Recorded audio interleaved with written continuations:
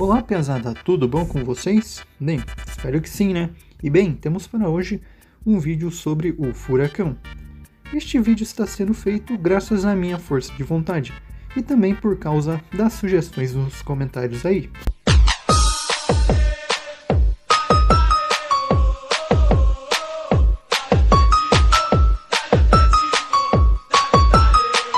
Era uma vez. Não, isto não é um conto de fadas. O Atlético começa a dar seus primeiros passos em 1924, graças à fusão entre Internacional Futebol Clube e América FC.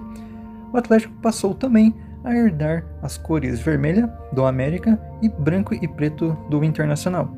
O primeiro jogo da história do Atlético foi contra o Universal FC, e não é o time da igreja. O Atlético venceu por 4-2, com um dos gols sendo feito por Marreco. E uma curiosidade, os uniformes do Atlético nesse jogo ainda não estavam prontos, o que obrigou o time a jogar com o uniforme do Internacional. Nesse ano também se realizou o primeiro Atletiba da história. E bem, temos uma oficial que foi realizada no Campeonato Paranaense, que terminou com a vitória do Coritiba. E temos a primeira partida que não é considerada oficial, onde o Atlético venceu por 2-0. E claro, o Coritiba contesta bastante, mas como esse é um vídeo a respeito do Atlético, vamos anular a opinião dos coxas brancas. Em 1925, o Atlético conquistou seu primeiro título estadual. Após uma boa campanha, o time chegou à final contra o Savoia. O primeiro jogo terminou empatado, e o segundo o Atlético venceu por 3-1, levantando sua primeira taça. E um fato bastante interessante é sobre o goleiro Tapir. Para você ter uma ideia, esse cara abandonou o clube para se tornar vaqueiro, mas um dia ele precisou voltar a defender o Atlético e foi justo nas finais. Isso porque Tércio, o goleiro que o substituiu, ficou doente. E outro fato era que Tapir morava bem longe de Curitiba, o que obrigou os dirigentes a enfrentarem uma jornada longa e difícil para buscar o goleiro, que havia se tornado vaqueiro. Ei, bora jogar, afinal precisamos de você. Ah, pode ser, mas quero voltar pra casa após a primeira partida. Ok, pelo jeito vamos ter que passar por essa aventura mais uma vez. Nos anos seguintes, o time se sagrou vice-campeão 3 vezes, mas em 1929 o time voltou a ser campeão. A partir desta edição, o regulamento mudou, sendo que os campeões de cada liga em Curitiba, Ponta Grossa e Paranaguá se enfrentariam numa final valendo o título do estadual. O Atlético despachou o Paranaguá e o Operário nas finais e se sagrou campeão. No ano seguinte vem o bicampeonato paranaense e mais uma vez de forma invicta, com um simples 1-0 em cima do Operário. No mesmo ano, o Atlético disputou um amistoso contra o Corinthians, um dos melhores times daquela época, e o Atlético venceu por 1-0 com gol, mais uma vez, de Marreco. Se você é um torcedor fanático pelo Atlético, com certeza você deve ter esse hino na ponta da língua. Atlético, Atlético. E você sabia que algumas partes desse consagrado hino já eram cantadas desde 1930? A primeira versão foi composta pelo jogador Zinder em homenagem à conquista no estadual. Avançando um pouco para frente, em 1933 acontece uma das histórias mais marcantes deste clube, que lhe rendeu o apelido de time da Aça. Logo no primeiro jogo da temporada, o Atlético encarava o Coritiba, porém o elenco atleticano estava com um surto de gripe, e por consequência disso foi pedido o adiamento da partida. Porém o Coxa recusou, e como mandava o regulamento da época, o Atlético foi obrigado a entrar em campo com seus jogadores quase morrendo. O Coritiba deu uma de Jaguara e estava na maior confiança de massacrar o rival, mas por ironia do destino, o Atlético segurou o jogo e ainda por cima venceu por 2-1, naquele jogo que ficou conhecido como o Atletiba da Gripe. No ano seguinte, o clube se tornou em definitivo proprietário do terreno onde jogava e decidiu mudar o nome do estádio para Joaquim Américo Guimarães. Até os anos 40, o Atlético conquistou mais 2 vezes o Campeonato Paranaense e goleou o Curitiba em 1938 por 3-2. Em 1940, enquanto a Segunda Guerra Mundial rolava, o Atlético conquistava mais uma vez o campeonato. E bem, ganhou a taça da capital sem precisar terminar a partida final. O Atlético foi para a final contra o Ferroviário, outra equipe de Curitiba. O jogo estava 2-2 quando o Ferroviário marcou o gol que dava vitória à equipe e consequentemente o título. Porém o gol foi anulado, o que causou uma fúria danada no Ferroviário, que decidiu abandonar o jogo. Com isso, o Atlético foi declarado vencedor e campeão do retorno. Uma final de 3 deveria ser realizada, porém o Ferroviário deu os canos na federação e não compareceu no dia. Resultado final: Atlético campeão e Ferroviário suspenso por 180 dias. 3 anos mais tarde, em um campeonato que só contava com times da capital, o Atlético conquistava o campeonato mais uma vez, e agora em cima do seu rival, com 2 vitórias por 3-2. Em 1945, mais uma vez, o Coritiba e o Atlético mandaram no campeonato e fizeram as finais. Primeiro jogo, o Coritiba venceu por 2-1. No segundo jogo, tivemos uma grande batalha campal. O primeiro tempo terminou 3-0 para o Atlético, porém o Coxa se recuperou no segundo tempo e igualou o placar. Depois o placar foi para 4-4. E aí coube a Sirene... E aí coube a Sereno fazer o gol da vitória atleticana. E agora, pênaltis, né? Errado. Ainda nem existia esse sistema. Uma nova partida seria realizada. Em campo neutro e com 8.000 torcedores, o Atlético venceu por 2-1 e levantou mais uma taça. Em 1949, após um vice em 1948, o Atlético voltou a conquistar a taça do campeonato. E dessa vez como um furacão. E foi daí onde surgiu o apelido do Atlético, que conhecemos muito bem hoje em dia. Isso porque o time foi avassalador do início ao fim do campeonato. Venceu os 2 turnos, teve 11 vitórias, massacrou vários adversários, entre eles o Coritiba, e conquistou a taça antecipadamente, e sem precisar disputar uma final. Em 1950, times de outras regiões voltaram a disputar o campeonato, terminando assim a hegemonia curitibana no estadual. Se os anos anteriores foram bem agitados, os anos 50 não foram assim tão bons para o Atlético. O time apenas conquistou o campeonato de 1958, também ano do primeiro mundial de nossa seleção. Em 1959, finalmente a CBD, montou um campeonato nacional, conhecida como Taça Brasil, o que hoje conhecemos por Campeonato Brasileiro. A competição seguiu o sistema de mata-mata e foi organizada em grupos regionais. O Atlético venceu a equipe catarinense Hercílio Dias nos 2 jogos e passou para a decisão sulista, contra o Grêmio. Porém os gaúchos se deram melhor e venceram por 1-0 nos 2 jogos. A partir daqui, os anos 60, o Atlético teve um período de vacas magras, se é que você me entende, visto que nenhuma taça importante nessa década foi conquistada. Em 1967, o Atlético foi mal, mas tão mal de grana em campo que terminou o campeonato na última posição.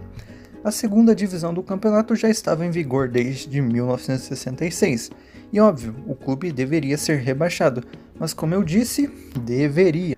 Porém, por incrível que pareça, seus rivais curitibanos, entre eles o Coritiba, insistiram para a federação não rebaixarem o clube, com a desculpa de que se o Atlético fosse rebaixado, seria prejudicial para o campeonato. E o pedido foi aceito. E então, atleticanos, se vocês podem se orgulhar em dizerem que nunca foram rebaixados no estadual e zoar o Paraná Clube, agradeça a eles, principalmente ao seu maior rival, o Coritiba, pois eles salvaram vocês de um vexame histórico. Bem, mas afinal ser ajudado pelo maior rival já é meio que um vexame. Cala a boca! Em 1968, o Atlético montou um time de craques, sendo um esquadrão de peso, representado por Djalma Santos, Bellini, Zé Roberto e Dorval, seguido por outras 2 contratações importantes, Sicupira e Nilson Borges. E uma nota especial, que é sobre o presidente Joffre Cabral Silva, que foi o principal responsável pelas contratações. Infelizmente, no mesmo ano, enquanto assistiu uma partida do Rubro Negro, veio a falecer vítima de um infarto fulminante. Em 1970, o jejum de títulos finalmente terminaria. Com um início desastroso no campeonato, poucos botavam fé naquele time, mas a torcida colocava, porque desde então passou a marcar grande presença nos jogos, e deu resultado, tanto que o time levou mais uma taça. Até o final dos anos 70, o Atlético obteve 4 vices no estadual, e não ganhou nenhuma taça. Já no ano de 82, após 12 anos, mais uma vez o Atlético voltou a ser campeão estadual, e em cima do famoso Colorado. Também no mesmo ano, o time subiu para a Série A do Nacional pela primeira vez, após conseguir bons resultados na confusa Série de Prata. Em 1983, já na Taça de Ouro, o Atlético andou bem na primeira fase e se classificou para as quartas contra o São Paulo, e de cara venceu os 2 jogos, e passou para as semis contra o poderoso Flamengo. No jogo da ida, que foi realizado no Maracanã, o jogo terminou 3-0 para o Flamengo. No jogo da volta, o Atlético venceu por 2-0, mas o resultado não foi o suficiente. Mas mesmo assim, aquela equipe que tinha a Season Washington no ataque fez um bom campeonato. No estadual, o time foi bicampeão em cima do Coritiba e logo no Couto Pereira. Em 85, mais um título estadual e agora em cima do destemido Londrina. No ano seguinte, o Atlético deixou de jogar na Baixada e partiu jogar no Pinheirão. Em 88, mais uma linda conquista no estadual. Após uma grande campanha, o time decidiu e conquistou a taça em cima do Pinheiros na terceira partida da final. No início dos anos 90, o Atlético levantou mais uma taça no estadual, e em cima do Coritiba, essa sendo a de número 16. No mesmo ano, para a tristeza da torcida, o Atlético foi vice na Série B para o Sport. Após passar pela primeira, segunda e terceira fase, o time chegou à final contra o Leão. No primeiro jogo em Curitiba, 1-1. Já no segundo jogo, que foi em Recife, 0-0. Devido ao maldito gol fora, o Sport ficou com a taça. Em 94, após 8 anos, o Atlético finalmente voltou a jogar em sua querida casa e retornou com uma vitória magra para cima do Flamengo em um amistoso, mas que valeu a festa da torcida. Após anos e anos de conquistas estaduais, em 1995, finalmente chegaria aos braços do Furacão a primeira taça nacional, a Série B, para dar uma renovada no armário de troféus do clube. Após passar das 3 fases da competição, o rubro-negro chegava à final e disputava o título com outras 3 equipes, entre elas o Coritiba. No último jogo, com uma vitória de 4-1 para cima do Central, o Furacão ansiosamente levantou a taça. 2 anos mais tarde, a Baixada foi demolida e daria lugar a uma futura e moderna arena à la estilo de arena de clube europeu. Em 98, mais um estadual para a galeria de troféus. A final do estadual foi disputada em 3 jogos contra o seu rival. No primeiro jogo, terminou 1-1. No segundo jogo, goleada e show em campo, 4-1 Atlético em cima do Coritiba. E no terceiro jogo, mais uma vitória. E ainda o Atlético teve o artilheiro da competição, que foi o Tuta. Em 1999, mais precisamente nesta data, a Arena da Baixada foi inaugurada, e o primeiro jogo foi um amistoso contra o Cerro Porteño, e o Atlético estreia com uma vitória para cima dos paraguaios, e que resultou em bastante festa da torcida. No mesmo ano, o Atlético deu início à sua fase de conquistas no cenário nacional, disputando a seletiva da Libertadores, que nada mais era que um torneio eliminatório criado para decidir uma única e última vaga para a Libertadores de 2000. Ideia criativa em CBF. O Atlético estreou perdendo para a Lusa por 3-1, mas o Furacão deu o troco na volta e igualou o agregado. E o próprio Atlético ficou com a vaga devido a ter melhor campanha no Campeonato Brasileiro. Na fase seguinte, o clube enfrentou o Coritiba. No primeiro jogo no Couto, que ia para ficar na história, o Coxa levou um chocolate bem amargo do Atlético e perdeu por 4-1. Bem, o jogo da volta pouco interessa. Nas quartas, o Atlético enfrentou o Inter. Um empatezinho no Beira-Rio e uma vitória na Arena garantiu a classificação para as semis contra o São Paulo. E o Atlético passou para a grande final contra o Cruzeiro. Na Arena da Baixada, a expectativa era grande, e tanto que foi correspondido com um grande jogo, onde o Furacão goleou o Cruzeiro por 3-0. No jogo da volta, uma vitória de 2-1 do Cruzeiro, que não valeu em nada para os mineiros, encerrou a competição e deu a taça e a vaga para o Atlético. Em 2000, estreando na Libertadores, o Atlético fez uma boa campanha. O time terminou em primeiro no seu grupo e não perdeu sequer um único jogo, conseguindo a segunda melhor campanha na fase de grupos.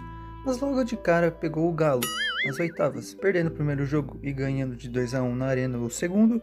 O jogo foi para os pênaltis, e quem deu sorte foi o Atlético de Minas. Já no ano seguinte, no Campeonato Brasileiro de 2001, que ainda tinha aquele nostálgico formato, o time do Atlético, que contava com Alex Mineiro, Kleber e companhia, começou arrebentando na primeira fase. Não é à toa que a segunda colocação foi conquistada, e vaga garantida para o mata-mata, que contava menos na final com um jogo único. O primeiro adversário foi o São Paulo e, como você já deve saber, não passou porque o jogo foi na Arena da Baixada. Na semifinal, mais um jogo na Arena e agora contra o Fluminense. Com um hat-trick de Alex Mineiro, o Furacão avançou para a final contra o São Caetano, o então melhor time do campeonato. E bem, o primeiro jogo foi na Arena da Baixada, e claro, o azarão das finais não teve muita sorte, e o jogo terminou 4-2 para o Furacão. No jogo da volta, o São Caetano precisava da vitória, mas ela nunca foi encontrada. E com gol de Alex Mineiro, o Atlético venceu mais uma e levantou pela primeira vez na história a Taça do Brasileirão. Em 2002, o Atlético se tornou tricampeão do estadual e com uma grande surra em cima do Paraná Clube, no primeiro jogo que terminou 6-1. Em 2004, após 3 anos da conquista do Campeonato Brasileiro, o Atlético quase conquistou a segunda taça, naquele campeonato que já contava com pontos corridos. O Furacão, com um elenco show de bola, fez um grande campeonato, conquistando grandes vitórias e surpreendendo com a segunda colocação no final do campeonato. Em 2005, o ano começou ótimo para o Atlético, que logo conquistou mais um estadual, e numa decisão de pênaltis contra o Coritiba. Prosseguindo na Libertadores de 2005, o Atlético sofreu, mas conseguiu, é óbvio, passar da fase de grupos. Nas oitavas contra o Cerro Porteño, os dois jogos terminaram com uma vitória igual para cada lado. Nos pênaltis brilhou o goleiro Diego, e vaga garantida nas quartas contra o Santos. O primeiro jogo realizado na Arena da Baixada, o Furacão ganhou por 3-2. No jogo da volta, em plena Vila Belmiro, mais uma vitória do Atlético, e agora por 2-0. E por fim, desclassificando a equipe santista e vingando o vice-campeonato de 2004. Nas semifinais foi a vez do Chivas, e logo no primeiro jogo, 3-0 Furacão. No jogo da volta no México, um empate de 2-2 colocou o Furacão na final, e o adversário era o São Paulo, e do qual o Atlético guardava boas lembranças. O Furacão contava, é claro, com a força da Arena no primeiro jogo para decidir, porém o clube paulista junto da CBF pressionaram a Conmebol a aplicar um regulamento criado que impedia que os estádios com menos de 40 mil lugares pudessem receber um jogo da final da competição. Mesmo o Atlético tentando aumentar sua capacidade às vésperas do jogo, a Conmebol deu a ordem e o jogo foi para o Beira-Rio, para a alegria do clube paulista. O jogo terminou 1-1 e a decisão ficou para o jogo da volta, onde o São Paulo massacrou o Atlético e conquistou a taça. Um vice bem amargo, mas que muito significa para a história do clube. Ah, e vale lembrar que no mesmo ano o Atlético jogou contra o São Paulo pelo Campeonato Brasileiro na Arena e venceu por 4-2, dando troco e aumentando o tabu para os 13 anos seguintes. No ano de 2009, mais um título estadual conquistado. Nos primeiros 5 anos da última década, o Atlético foi vice-campeão 4 vezes do estadual, caiu para a Série B em 2011, retornou à Série A em 2013, conseguiu terminar em terceiro lugar na mesma competição e também foi vice-campeão da Copa do Brasil, e reinaugurou no ano seguinte a nova Arena da Baixada, com uma derrota para o Corinthians. Já nos últimos anos, em 2016, o Atlético quebrou o jejum e depois de 7 anos voltou a conquistar o estadual, e para ficar melhor ainda, em cima do Coritiba, com 2 vitórias, dando um placar de 5-0 no agregado. No mesmo ano, a equipe instalou o polêmico gramado sintético. Em 2018, o primeiro título continental veio para o Clube da Baixada. Não era Libertadores, mas era um título considerado como se fosse. Após passar das 2 primeiras fases, eliminando o New Old Boys e o Peñarol, o Atlético chegava às oitavas somente para vencer, e conseguiu. Venceu o fraco time do Caracas 2 vezes, e avançou para as quartas para jogar contra o Bahia. No primeiro jogo, que foi realizado na Fonte Nova, o Atlético venceu.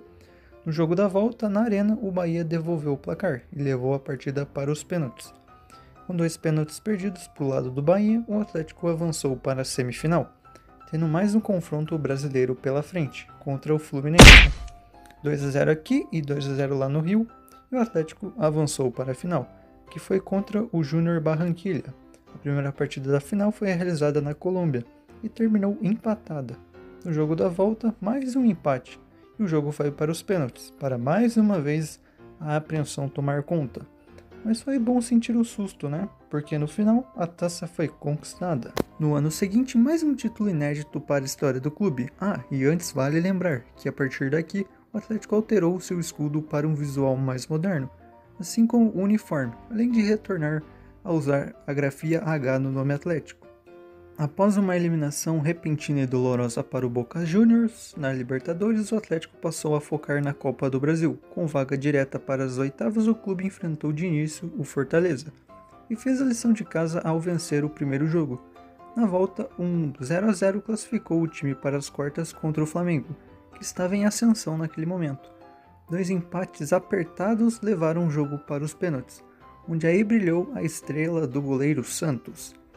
Na semifinal, seria um confronto mais difícil ainda, que seria contra o Grêmio, uma equipe que gosta de jogar uma competição assim. No primeiro jogo, uma derrota de 2-0 pôs o Grêmio em vantagem. Mas o Furacão não temeu e devolveu o placar, levando mais uma vez a partida para os pênaltis. Aguenta, coração atleticano! E mais uma vez deu um Atlético. E o jogo da final foi mais uma vez contra um time gaúcho, o Internacional. No primeiro jogo, na Arena da Baixada, que estava totalmente lotada, Bruno Guimarães fez o gol da vitória para a festa da torcida. No jogo da volta, total apreensão entre as duas torcidas. Em uma final digna de aplausos, o Atlético venceu mais uma vez, e agora por 2-1, e conquistou a tão sonhada taça da Copa do Brasil, que nem São Paulo, nem Botafogo e nem muito menos o Coritiba tiveram a oportunidade de levantá-la. Além da Copa do Brasil, o time ainda conquistou o estadual e a Levain Cup no mesmo ano, ganhando assim a honraria da Tríplice Coroa. E em tempos atuais, o Atlético mais uma vez conquistou a taça da Sul-Americana e também está próximo de conquistar mais uma vez a Copa do Brasil, após uma semifinal emblemática. E para fechar com chave de ouro, vou citar 10 grandes jogadores da história do clube. O goleiro Caju, que leva o nome do CT onde o clube treina, Sireno, Sicupira, o maior artilheiro do Atlético, Assis e Washington, dupla de ataque dos anos 80, Alex Mineiro, que foi bola de ouro da revista Placar e que ajudou o Atlético a conquistar o Campeonato Brasileiro de 2001, Kleber Pereira, que também estava naquele time e que é então o terceiro maior artilheiro do clube, Washington, um atacante que fez 34 gols em 38 jogos no Campeonato Brasileiro de 2004, Fernandinho e Paulo Baier, veterano que arrebentava dentro de campo e que tive a oportunidade de ver jogar.